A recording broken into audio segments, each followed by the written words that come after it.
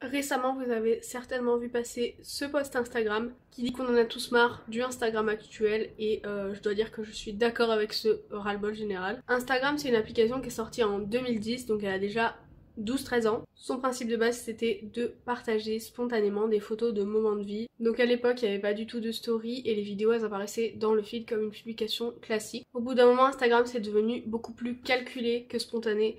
Et c'est pour ça que ils ont fait le choix de directement copier Snapchat et de leur piquer leur principe de story pour apporter un peu plus de spontanéité et d'échange entre les gens. Donc les stories ont été mises en place sur Insta en 2016 et c'est à peu près à partir de ce moment que Snapchat, dont tout le concept était basé sur ce principe de story, a commencé à se casser la gueule et à devenir obsolète. Ce qui fait qu'actuellement il y a beaucoup moins de monde qui est actif sur ce réseau social, à part bien sûr les influenceurs de télé-réalité qui continuent à faire un max de placements de produits douteux sur un max de plateformes différentes pour encaisser le plus gros chèque.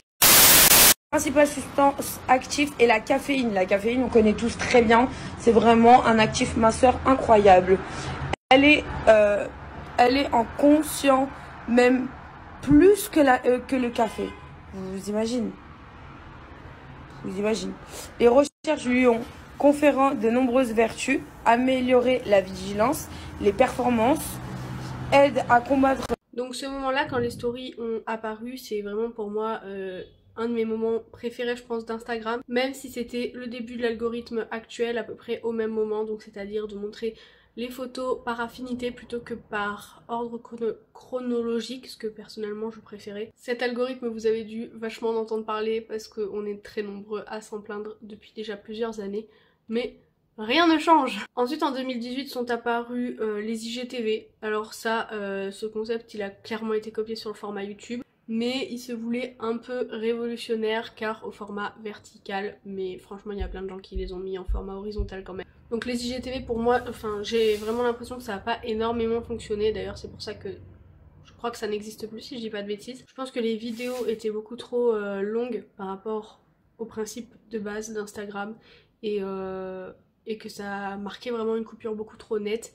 Et puis on comprenait pas trop ce que ça venait faire là parce que on avait déjà YouTube pour regarder des vidéos. Ensuite c'est là que ça se corse depuis 2020 et la pandémie. Il y a eu le début de l'ascension de TikTok. Et là Instagram s'est complètement éloigné, mais complètement éloigné de son principe de base. Ça a commencé déjà par l'onglet boutique. Alors là pour le coup rien à voir avec TikTok, mais l'onglet boutique, j'ai pas trop compris ce que ça avait à voir avec le fait de partager des photos spontanées. Franchement cet onglet j'ai dû l'ouvrir 2 fois dans toute ma vie, c'est pas beaucoup. Et à part le voir dans les vidéos, j'achète des objets dans l'onglet shopping d'Instagram, j'en ai entendu, enfin je connais personne qui a acheté quoi que ce soit là-dessus. Je pense que ça aurait pu être fait d'une façon différente pour mettre en avant les petits créateurs, mais ça a été extrêmement mal fait. Et enfin, perso je m'en sers absolument pas, je regarde même pas dessus, donc voilà.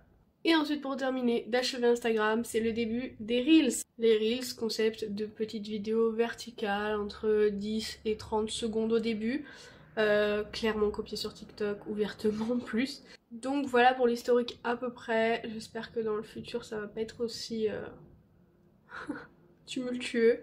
Donc les problèmes de ces changements entre autres, en soi les Reels, d'ailleurs je sais pas si on dit Reels ou Réels, moi je dis toujours Reels, en soi ils sont pas dérangeants. Le truc c'est qu'Instagram en ce moment il met en avant absolument que ça. Pour ma part je trouve qu'il y a déjà bien assez de plateformes de vidéos.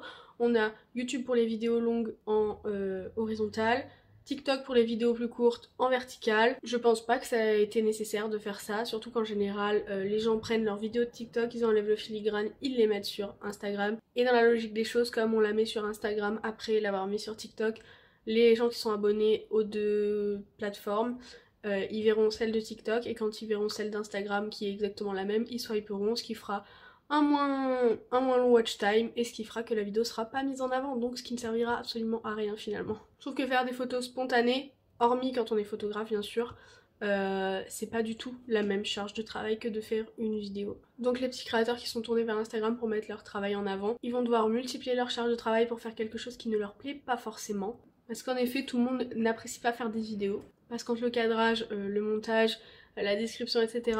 C'est vite chiant. Et au final, certains se rendent compte que ça paye pas forcément pour les raisons que je vous ai évoquées juste avant. En plus de ça, j'ai une pensée toute particulière pour les photographes qui n'ont plus aucun réseau social littéralement pour s'exprimer. Après vous pourriez me dire maintenant il y a le truc comme quoi on peut cliquer pour voir uniquement ses abonnements parce que oui, en plus de ça Instagram te propose un max de vidéos, mais de vidéos de personnes que tu ne suis pas et dont tu n'en as pas grand chose à faire. Enfin, personnellement je suis sur Insta pour voir les posts des gens que je suis, c'est la base.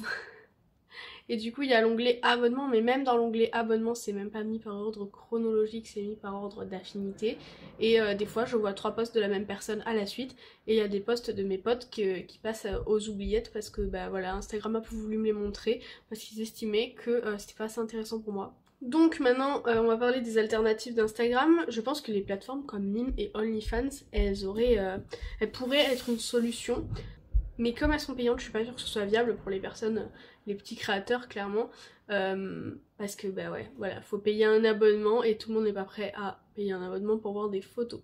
Ce que je peux complètement comprendre, moi-même je ne le payerai pas. D'ailleurs, petite suggestion pour ces deux plateformes, ils devraient grave faire une version non payante avec en fait un Instagram bis mais avec leur nom mais pas payant. Comme ça, bah, tout le monde irait sur ces plateformes là. Je sais plus si c'est sur OnlyFans ou sur Mime que j'ai regardé, mais c'est vraiment, ça reprend le format d'Instagram, c'est des photos carrées en ligne de 3.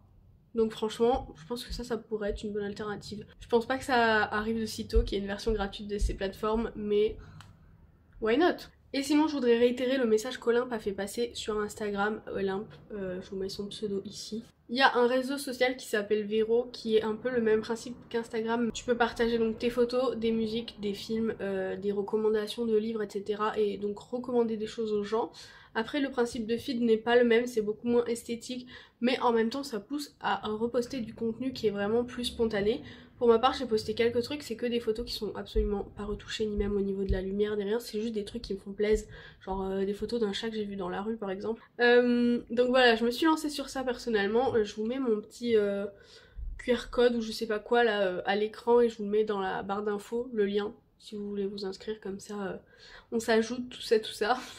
Par contre vous attendez vraiment pas à avoir un Instagram bis parce que c'est quand même pas tout à fait pareil et ça fait pas du tout le même effet visuel. Je trouve que ça peut être quand même une bonne alternative en attendant autre chose ou en attendant que Instagram se décide à revenir aux bases, mais ça risque pas d'arriver. D'ailleurs sinon si vous avez d'autres recommandations de réseaux sociaux uniquement de photos, je sais pas si Tumblr existe encore, je me pencherai sur le sujet. Mais ouais, si vous avez d'autres recommandations de réseaux sociaux, dites-moi dans les commentaires.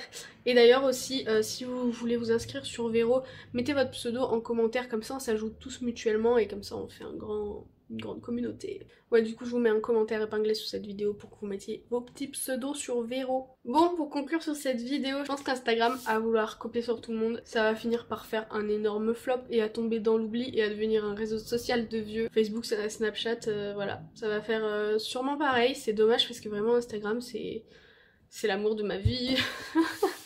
La meuf est droguée aux réseaux sociaux. Non mais vraiment ça me saoule parce que j'adore faire des photos et je mets des photos sur Instagram, il y a 30 personnes qui les voient. Le ratio par rapport à mon nombre d'abonnés c'est archi pas normal et j'ai pas envie de me mettre à faire des reels en fait parce que bah, ça fait pas beau dans le feed et ça m'énerve, mais ça m'énerve. Je dis ça mais ça se trouve dans 2 semaines je me serais décidée à faire des reels. En vrai je pense que si Insta revenait clairement aux bases, il regagnerait direct en popularité. Après ça n'empêche pas qu'il puisse devenir un réseau de vieux parce qu'en soi il est sorti quand même il y a 12 ans. Donc en 2010, enfin pour ma part j'avais 10 ans et là je commence à être vieille par rapport à la mode, je sais pas si vous voyez ce que je veux dire. Je suis plus dans l'air du temps, un truc comme ça, genre Biril là, ou je sais pas comment ça s'appelle. Ça, par contre, me proposez pas ça s'il vous plaît, vraiment ça m'intéresse pas, c'est un Snapchat bis et j'aime pas. J'aime vraiment pas Biril. Donc voilà, pour vous dire à quel point je suis lassée, je poste un post ou 2 par mois, alors qu'avant je postais un post ou 2 par semaine. Donc voilà, ça donne un peu le ton de ce qui est en train d'arriver à Instagram. Sur ce, j'espère que cette vidéo vous aura intéressé, que j'ai pas trop blablaté pour rien. Et voilà, si vous avez des recommandations de réseaux sociaux, dites-moi en commentaire. Sur ce, je vais vous laisser, je vous souhaite une bonne journée, bon après-midi ou bonne soirée et je vous dis à bientôt. Bye!